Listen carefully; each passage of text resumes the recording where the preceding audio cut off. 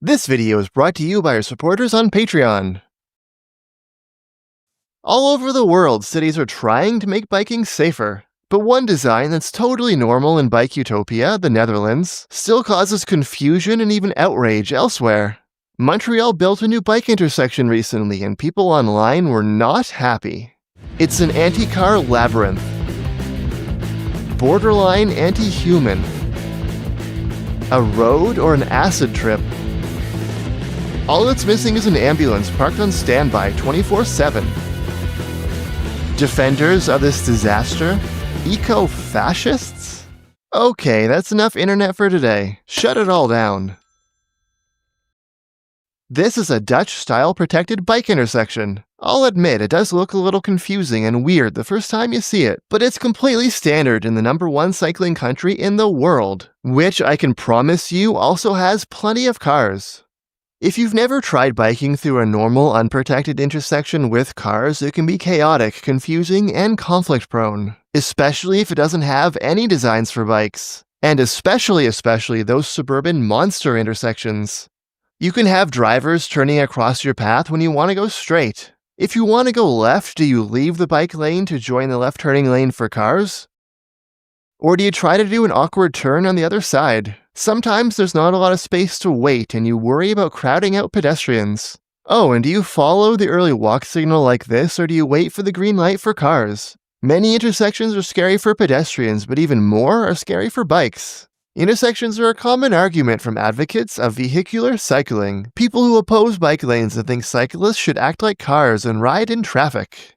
There's no ambiguity if you ride in the car lane and follow the script for drivers, they say.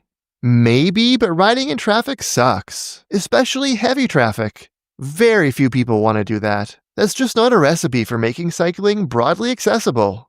There are lots of ways to make intersections more bike-friendly. You can paint a space to wait or turn. You can give cyclists their own light to get a head start on traffic. But most exciting is a complete transformation of the intersection like this.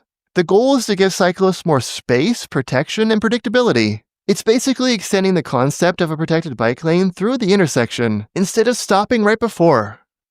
You can find these scattered around different cities. We saw a handful in Chicago, here's one in Vancouver, and there are also a few in the Boston area.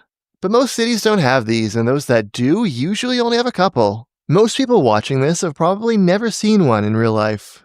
The only non-Dutch city I know of that builds these at scale is Ottawa, which sometimes has protected intersections before protected bike lanes. Even Montreal, which has built a bunch of great bike infrastructure, hasn't really embraced these yet.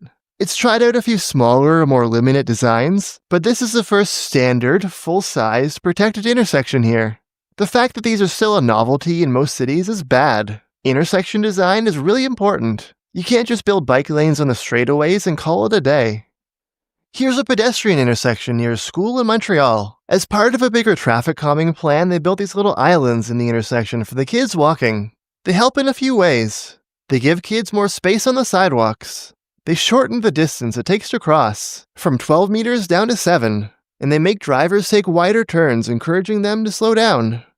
A protected bike intersection is kind of like this, but it's applied to bikes too, not just pedestrians. It gives bikes more dedicated space in the intersection. The distance to cross is shorter. Bikes spend less time in places where cars can also be. Drivers also have to make their turns wider and slower. This intersection has traffic lights instead of stop signs. Notice how much further back drivers wait to go? Versus pedestrians and bikes, who get a big head start on crossing. That's on top of the traffic signals holding turning drivers for 7 seconds. This is citywide, but Montreal doesn't allow right turns on red either. When that's legal, drivers like to creep up into the crosswalk. The design also gives cyclists predictable ways to do each turn, although not everyone has quite figured out how to turn left yet. To go right, you just roll up and turn right. Watch for pedestrians and other bikes, but you don't have to worry about traffic lights. You're not crossing the path of any cars. To go straight, just keep right around this concrete island. Follow the arrow here once you have a green light. There's actually no bike signal here yet. Not sure if it's coming, but cyclists in Quebec are allowed to follow the pedestrian signal anyway, so we're good for now. Left turns are the one that some people on bikes were confused by. The intention is to do a 2-stage crossing. Go straight, but then turn here and wait for the next light. From above, that's what this person is doing.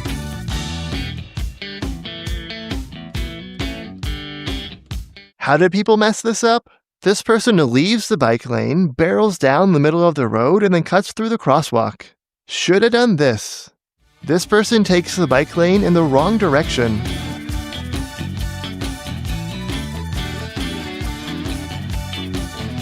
He did this when he should have done this. That's just one hiccup on the new intersection. Aside from that, everything seemed to work pretty smoothly, even from drivers. Even if you don't understand the reason for the design, obey your traffic signals and don't run into the concrete things should be easy to follow. In rush hour, I was happy to see cyclists do a good job of leaving space for pedestrians.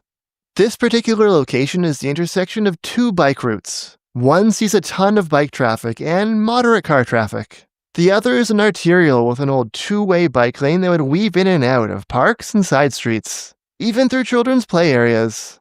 It got you across the city but didn't meet the standards we have today. So they're rebuilding it with wide one-way bike lanes all the way down the same street.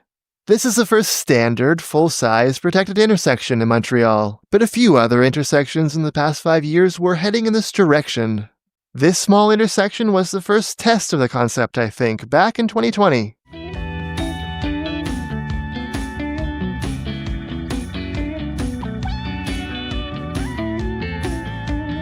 This one looks pretty different, but the idea is similar, just with a different intersection configuration. Here's what the awkward intersection looked like just 2 years ago. Many people just biked under the bridge, which was bad for visibility. Over here, they beefed it up with more space and protection for bikes. The idea was to give people room to wait, turn, or pass on through.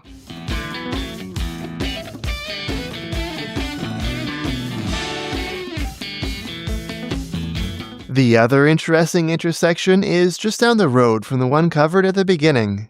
In 2019, the area looked like this. One two-way bike lane coming down from the north, and another one east-west that awkwardly curled into the park. There just wasn't that much space for bikes here.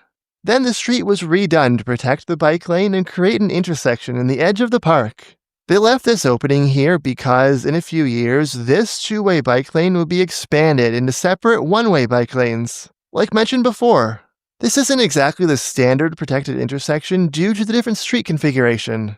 But it looks great, there's a bunch of space for bikes, and it feels natural and easy to use.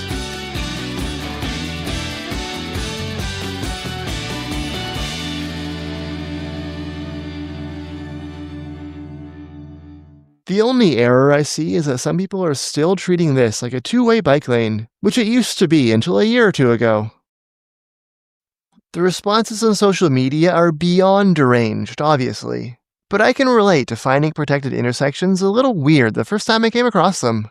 But once I learned about the goals and got more experience using them, first in Ottawa and then in the Netherlands, they started to feel much more natural and intuitive, to the point that intersections that don't have them start to feel kinda naked. If we really want people to understand how to use them, do you know what we gotta do?